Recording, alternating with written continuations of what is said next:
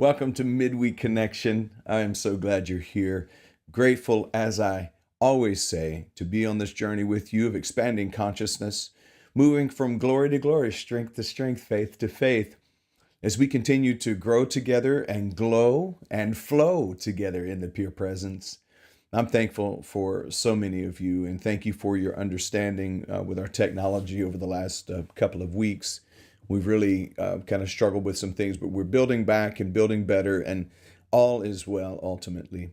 I want you to take just a moment, if you would, as we come into this time of Midweek Connection and going back into our practical stages and practical guide to authentic spiritual awakening. I want us to take a moment together to just breathe in deeply, maybe let go of the day. So breathing in and releasing. So thankful for this present moment, for being here right now in this space together. We are thankful for this journey that we are all on. We realize and we take into account that truth is a journey. It's not a destination we arrive at. And so we affirm that we have the beginner's mind, that we're open, we're awake, aware, and alert, and yet not alarmed. There's a deep trust within us. We call it faith, a deep trust within us that the same source that sent us here, where our parents may have decided to have us, but God chose to send us here at this time in history and her story. So we take this moment to say thank you. Thank you, God. Thank you, blessed presence. Thank you, source. I am ground of being, known by many names, but it's the same substance, that creative force from which everything comes to be. And we say thank you. So Spirit of Truth, lead us and guide us this evening. Take from us what we don't need. Bring to us what we do need. We are completely surrendered. Take us where you will. Bring to us what you will. We let go. We let go and we let God. And so it is. And so it is. I love to live in that space of beginner's mind, as it is known in Buddhism, to not know anything, to be okay with that, to be in a place where I believe a whole lot but know very little. And what I mean by that is there's a knowing, right, that is that deep conscious connection, so you can make conscious contact with the ultimate energetic teacher. But you can also be aware that from an intellectual standpoint, we don't know very much. I mean, we're being introduced to here a little and there a little, building on concept and precept and moving through the greater understanding of things. But the truth is that none of us have a monopoly on God or the knowledge and understanding of the divine fully. We're in the process of that. And that's why I wanted us during this time of spirit expressing and the power of awakening that we've really just concluded.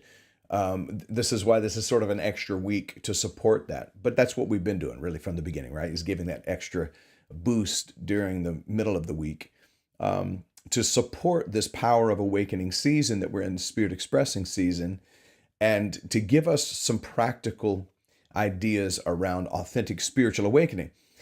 We started off with saying that we talked about what is spiritual awakening. And you have to remember that these are just sort of my own personal interpretations of what it is and my own personal experience. So we talked about what it is and maybe what it isn't. We talked about the difference between spirituality and enlightenment. I wanted us to find clarity on those two things, that you can have a spiritual practice. You can be engaged in spiritual principles on a regular basis in whatever way you do that, whatever religious expression you choose. People within New Thought might choose Centers for Spiritual Living, which is predominantly the teachings and the beautiful unfoldment of Ernest Holmes. Some people may choose Unity. Unity Worldwide was influenced, and Unity Village influenced directly by Charles and Myrtle Fillmore and their metaphysical interpretation of the scriptures. They are more known to be Bible-centric and Christ-centric or centric, or what they would call practical Christianity. Other people choose the pathway of Buddhism or Hinduism, Shintoism, Islam, Christianity, Judaism. The list goes on and on and on. There's so many different types of religions and even denominational structures within those religions. So whichever pathway it is, spirituality though is different than enlightenment. And I think what I shared with you before is that, spiritual practice is fantastic and can lead to enlightenment. But to me, enlightenment is when you really wake up to the true self. And we talked a little bit during that about some of these concepts around the difference between the two. I referenced the philosopher Ken Wilber, who talked about in his book A Sociable God the difference between even spirit and spirituality, and encouraged you to take a look at that book at some point in time. And then we also looked at spiritual awakening versus psychic awakening. What is the difference between psychologically awakening? We talked about how that psychological awakening is sort of tuning into the deeper layers of reality, whereas spiritual awakening centers on connecting with the heart and the inner self, and that inner self waking up. So the key differences between those two is psychic awakening expands the awareness of the universe around us, whereas spiritual awakening really deepens our understanding of our true and authentic self. They're both extremely valuable. And then we moved on to what is the ego and the spirit, to sort of see the difference between the two. We talked about how the ego is more defined by the identity of self. It's associated with self-identifications, basically I am. And people will say, well, who are you? And then you'll follow with I am, and then you'll give a name. And a lot of times you'll give descriptions. That's definitions within the ego. We talked about how the ego is not inherently bad. It just needs to know its place. And it's not meant for us to destroy the ego. We didn't come here to destroy the ego. I think we came here to fully integrate it and be able to work with it instead of it working against us. We talked about the characteristics of the ego and the definition of spirit, characteristics of the spirit, and then the relationship between the two.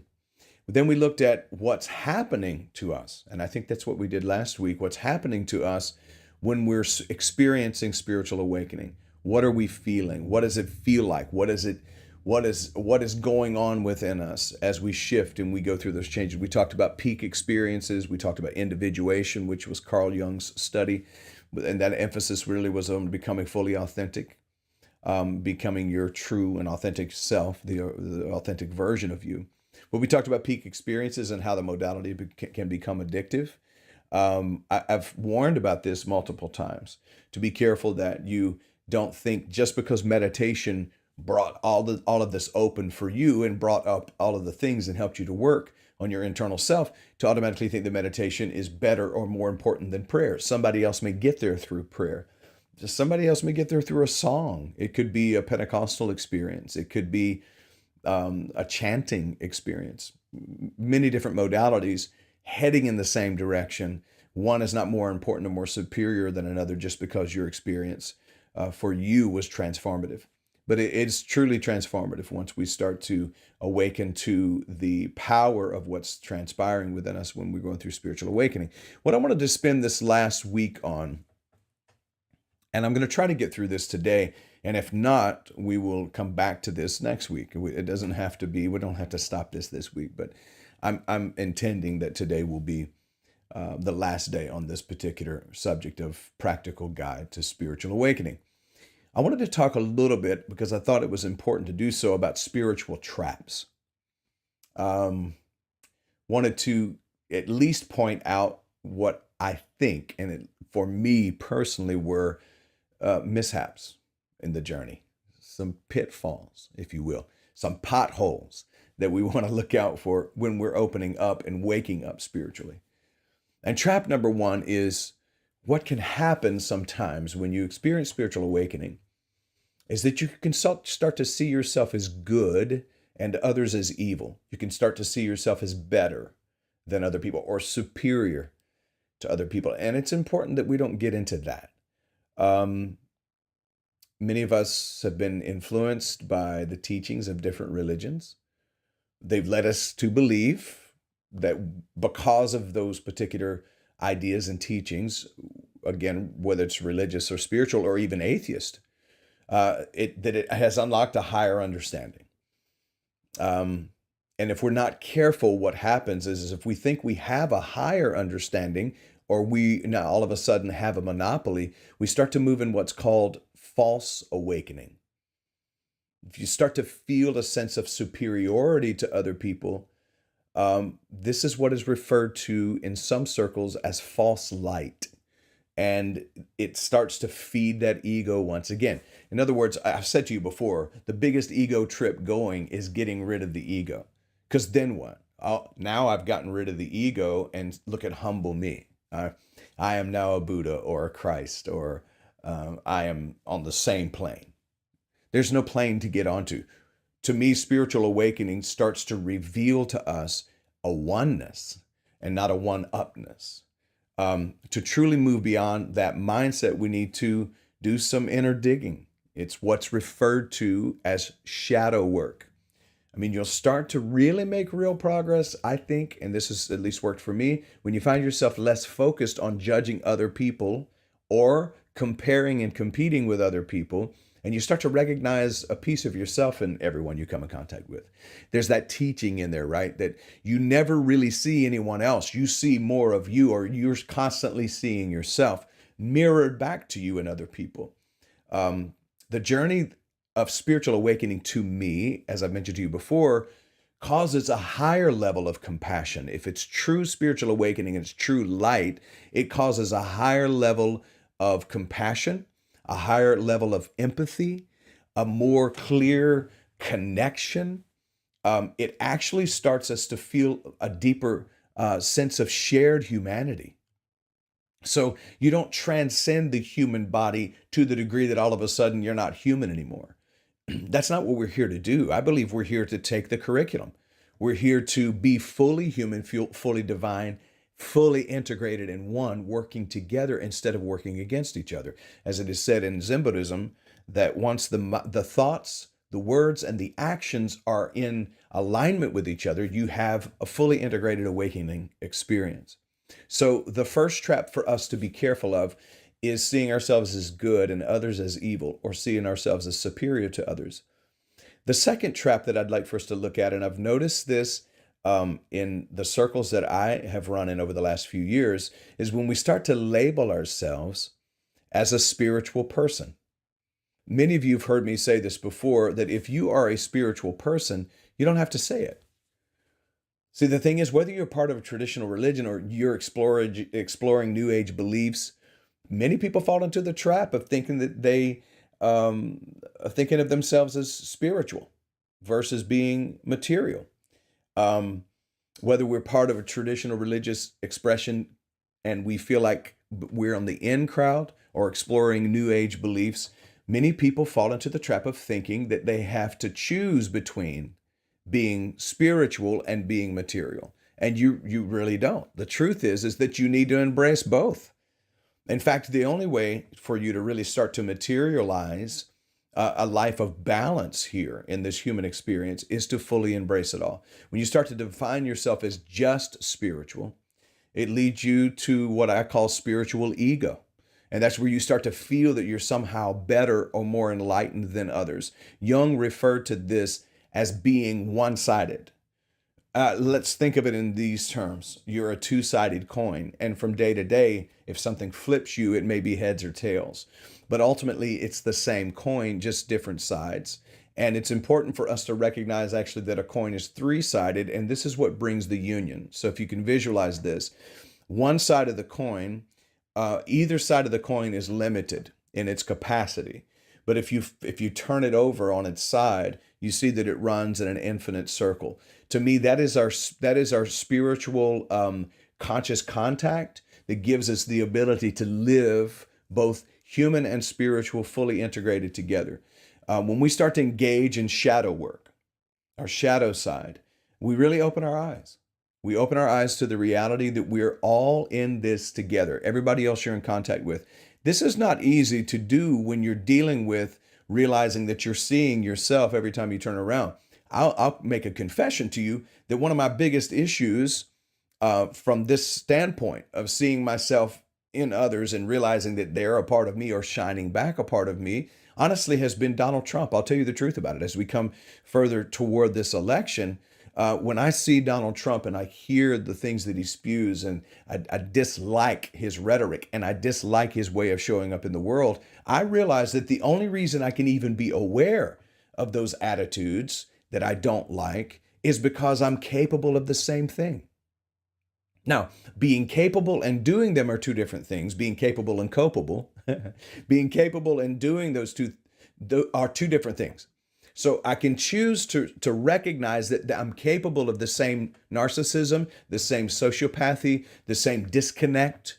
If I'm not careful and I'm living in my extreme ego, I'll be there. But I need to be able to see him as a part of this process of helping me to process my shadow side. If he gets on my nerves that much, that must be a part of my shadow side. And I need to in some way embrace that also. I don't have to embrace his energetic showing up. But this is again, and my friend Bill would tell you that this is something that he studies for his own life, to be able to have tea with Mara, to be able to sit down with fear, to be able to sit down with ego, to sit down with the energies and find a way to at least negotiate a truce with them.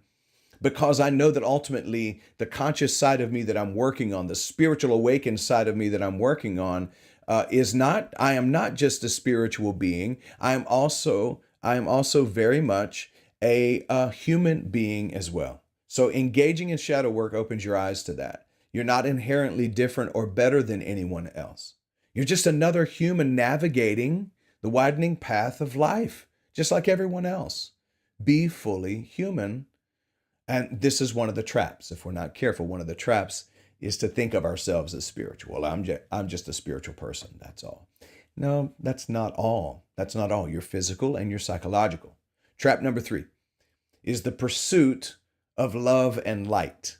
I have been funny about saying this before, or used it as a humorous thing, that with some people, all you ever get is love and light. You don't really necessarily get transparency or the truth. A lot of it's denial and distraction, as well as deflection or projection. Chasing after ideals of like love and light, or trying to project an image of perfect goodness, can actually stall your spiritual growth. A lot of times we create a spiritual facade. We wear a mask, and we convince the world that we're good people. And most of the time when we're trying to convince people that we're good people, that's because there's that shadow side in us that's really trying its best to come forward. While this makes us feel good temporarily, kind of a fix, it doesn't lead to a deeper psychological or even a spiritual development. Being fully honest and transparent with ourselves is important. True spiritual awakening honestly merges when we're brave enough to confront those heavy emotions that we've been carrying around since childhood.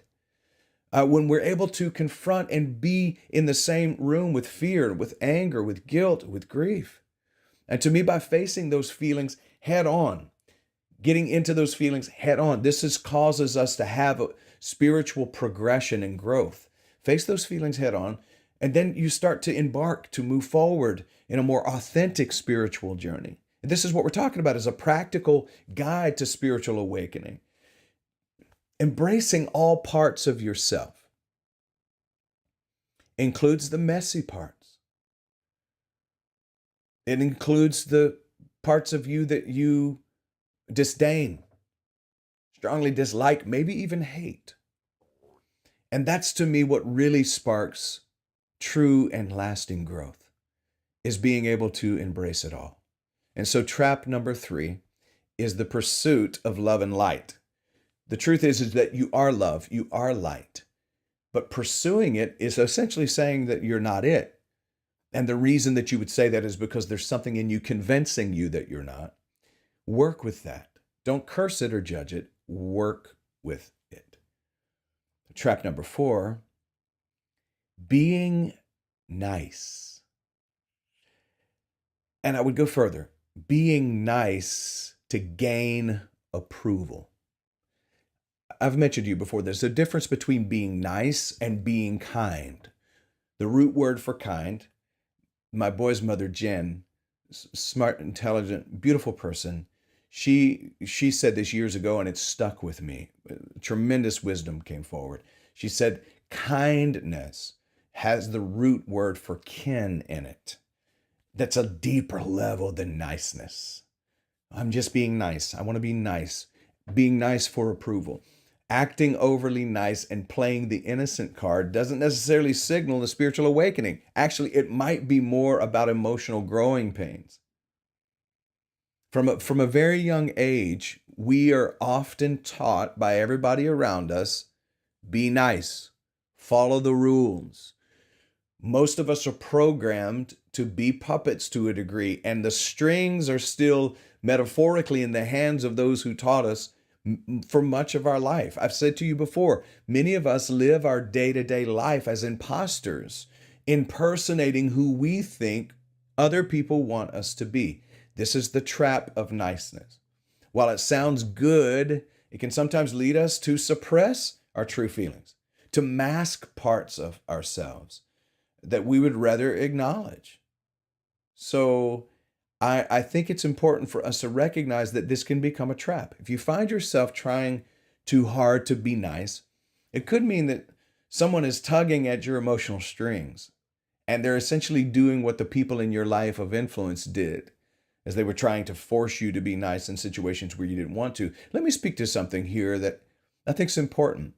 One of the things that I think we are trying to recover from as a society is when we were children, there were certain people who wanted to force their feelings on us. That aunt that always wanted a hug or a kiss and we felt awkward with it. That uncle who always wanted us to sit on their knee and cuddle up with them, but we felt uncomfortable with it. And our parents would force us to be nice in spite of how we felt. That's not okay. Kids know how they feel. They know their boundaries, and they should be able to express those things to us as parents. We should not force niceness because someone else is pulling on our emotional strings. Stop taking the power away from yourself or from your children to make their own choices based on their own intuition, their own energetic, or their ability to read energy. This is a habit that starts in childhood. It's typically from a parent or a caregiver, and it sticks around into our adulthood because it becomes ingrained in us. We need to be able to remove that from the fabric of our life. A truly mature person starts to express themselves confidently and stands their ground without constantly seeking others' approval or denying their own feelings of comfort. It's all about striking a balance, to me, between niceness and authenticity. And I would almost get rid of the word nice and start to live the word kind. It's different. It's deeper. It's much more spiritual. Kindness comes from the depth within us, the feeling of connection. And let go of the niceness habit. That's a trap. Trap number 5, secretly believing that you're superior to others. We somewhat talked about this earlier, but let me get into a few things that I really wanted to dive into a little deeper with this. It's all too easy to slip into a familiar pattern. Many of the traps we face on our spiritual journeys can lead to an inflated ego. While spiritual awakening is meant to ground us in our shared humanity, it often ends up just creating a disconnection through judgment and a sense of superiority. We've all met spiritual leaders, people who claim to be spiritual leaders, people who maybe should have never risen to spiritual leadership, who have this sense of disconnect. They're emotionally unavailable because there's this sense of I'm superior to you. They can't even hear you because if you say something that is more well-worded than what they said, they're unable to receive it. And listen, that's a battle that anyone would face, especially if you just get through with some kind of a message. Say you're a spiritual leader who pontificates, you're a pulpiteer or a lecturer, and you get done with a lecture and somebody comes out and challenges it, and actually what they say makes sense. But you don't want it to make sense because it makes it look like you were wrong from the platform. Being able to apologize, augment, alter, if you're presented with a truth that is even more advanced than the one you shared, going with it is proof of spiritual growth. And it will put at bay that ego that makes you feel like you're superior to someone else. When you feel a sense of superiority, a sense of disconnection from others, you start sensing judgmental thoughts and ideas toward other people. That means there's a trap being laid for you. Be careful. The ego is constantly trying to get back in the driver's seat. You might catch yourself in this trap if you find yourself, and I wrote these things down, deep diving into spiritual literature all the time, and not giving room to humor and fun. May sound strange, but consider it. Number 2, you find yourself joining a community centered around spiritual or religious beliefs that seems to think and propagate that they're better than others. You may fall into this trap if you're committing to a new spiritual practice. In other words, doesn't mean that a new spiritual practice is wrong. Be aware of the possible trap that comes along with that. Look at me. I'm an inclusionist. Look at me. I am a heretic. Look at me. And see, I will say that on a regular basis, that's something now that I've chosen to wear somewhat as a badge. You know what I have to be aware of? Not being too proud of it. Used to tell people to be funny. I used to have a humble pin, but they took it away from me because I wore it. And that was something I heard Mike Warnke say years ago, and I thought it was funny. I used to have a humble pin, but they took it away from me because I wore it. I was so proud to be humble. When you start to commit to a new spiritual practice, just be aware of the trap that could come along with it: superiority to others. We can also fall into this trap when we're seeking too hard to make connection with a spiritual leader, or we're seeking guidance from a spiritual leader, and as soon as they shake our hand, hug our neck, maybe bring us into their sphere, we can start to battle with this trap of feeling superior. So just be mindful of it. The notion of being special or having uncovered the ultimate truth is just another trick from the ego. If you think you found the answer, it's a good moment to pause and reflect. This often signals an early stage of personal growth rather than a true spiritual awakening. This is why I've said to you before, even when I do question and answer, what they call Q&A, I prefer Q&R. Sometimes I say it, even though in the back of my head, psychologically, there's a part of me that goes, yeah, you have the answer to that. That's the ego too. Sometimes I'll say it to remind my ego, I'm aware that you're talking right now. I don't do questions and answers. Answers to me are too solid, but they also lean too much into the ego. I do questions and responses. I don't know that I ever have a full answer when it comes to spiritual principles. I will have responses because of what I'm experiencing, but I don't think I have answers. Does that make sense to anyone? I hope it does. It's a good moment to start to pause and reflect when you think you have uncovered the ultimate truth. Because again, remember, truth is a journey, not a destination. This often signals the early stages of personal growth, maybe, but not necessarily spiritual awakening. And remember, there's a difference. So additionally, these feelings can sometimes lead us to what's known as energy vampirism. We can become energy vampires. We're constantly having to get the blood, where we unknowingly drain the energy of others while trying to elevate ourselves. We're drawing off of their drug, off of their blood, so that we can elevate ourselves. It's an easy cycle to get caught up in. And if we're not careful, we can do that without being aware of it. And that keeps us from taking genuine steps toward growth and connection when we are participating in energy vampirism. So be mindful of that. All of these are traps. Lastly, I want to give this little warning when we're in the stages of what we believe to be a spiritual awakening. And it starts from this quote from Robert Augustus Masters, who said, "When transcendence of personal history takes precedence over intimacy with our personal history, spiritual bypassing is inevitable." Can you hear that? Can I get past my past? Yes. But should I forget my history or her story? No. I need to be aware of it. There needs to be still some kind of an intimacy with the reality of where I've been. Otherwise, I can end up in spiritual bypassing. He goes on to say, to not be intimate with your past or our past, to not be deeply and thoroughly acquainted with our conditioning and its originating factors, keeps it undigested and unintegrated, and therefore very much present. As I said before, the ego is not meant to be dispelled. Your past is not meant to be destroyed. It's meant to be integrated. It is a part of the ingredients. The cake falls in the baking process when ingredients are not in it. A part of the ingredients of your spiritual awakening is your previous conditioning, is the originating factors of your past. And if you don't integrate them, you don't digest them. And if you don't digest them, you could die from them.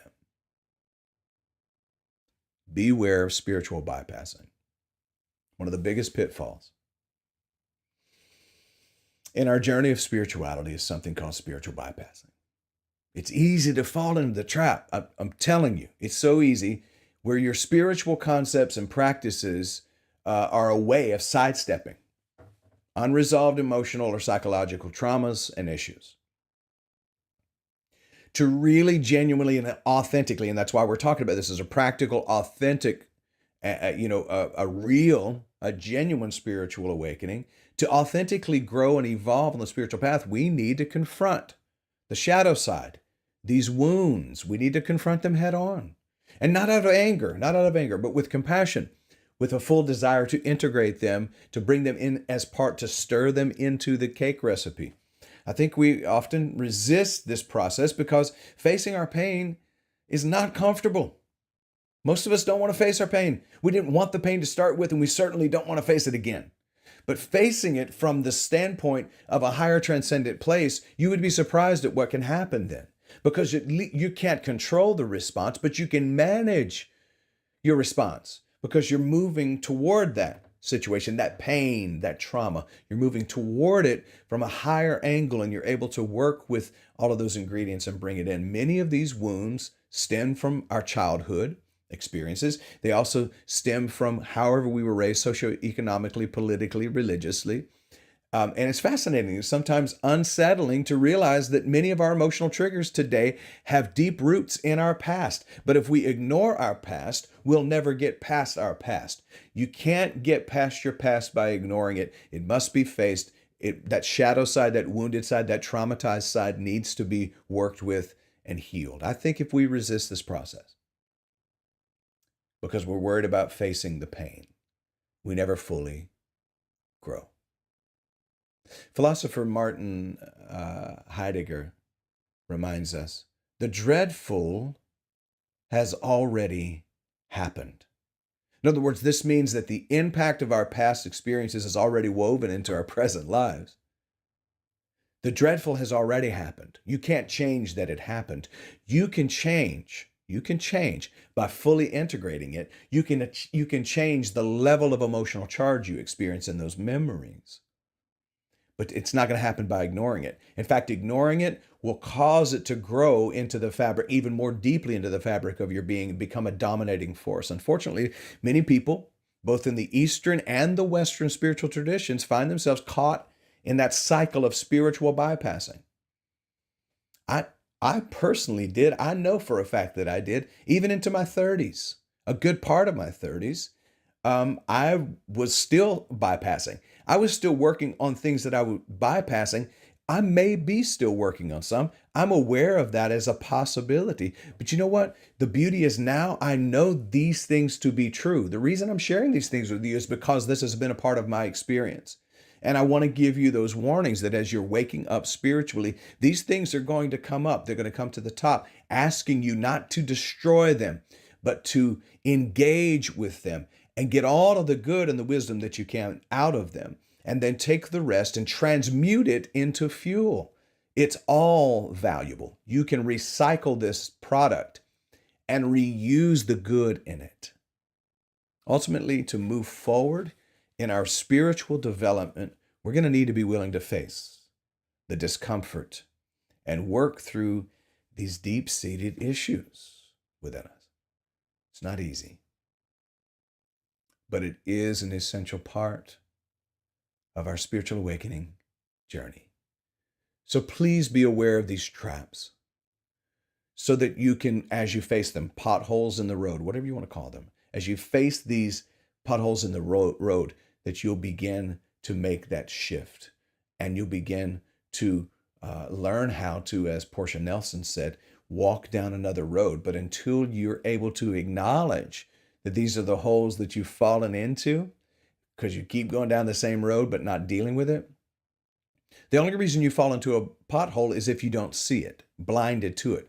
Once you're not blinded to it anymore, you see that it's there, you can walk around it, and even better than that, you can learn to take a different road by integrating fully all of the awareness that those things taught you.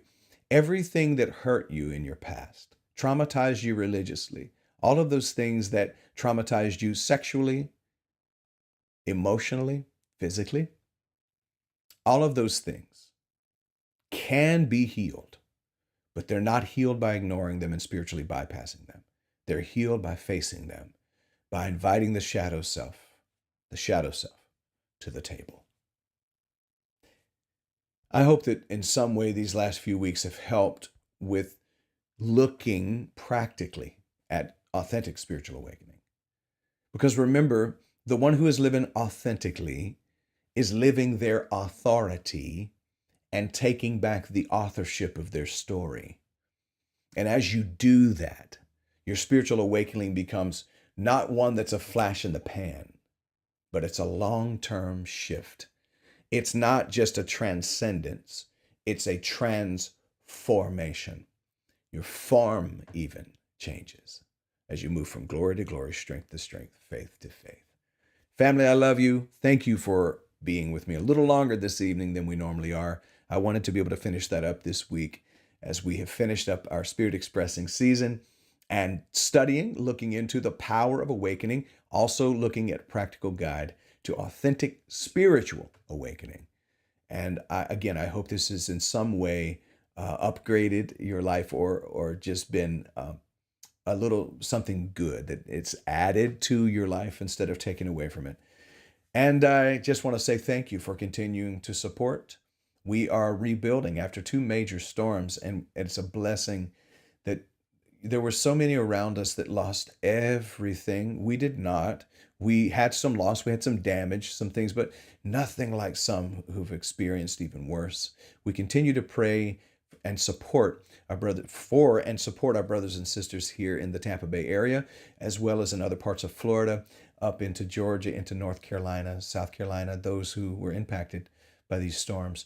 We send love to them, and we have been in the process of supporting them as well, and many of you have helped with that support, and I want to say thank you for that. All right, y'all, I hear the music getting started, so I'm going to get up out of here now. Go and make it a great evening, because you can. Peace.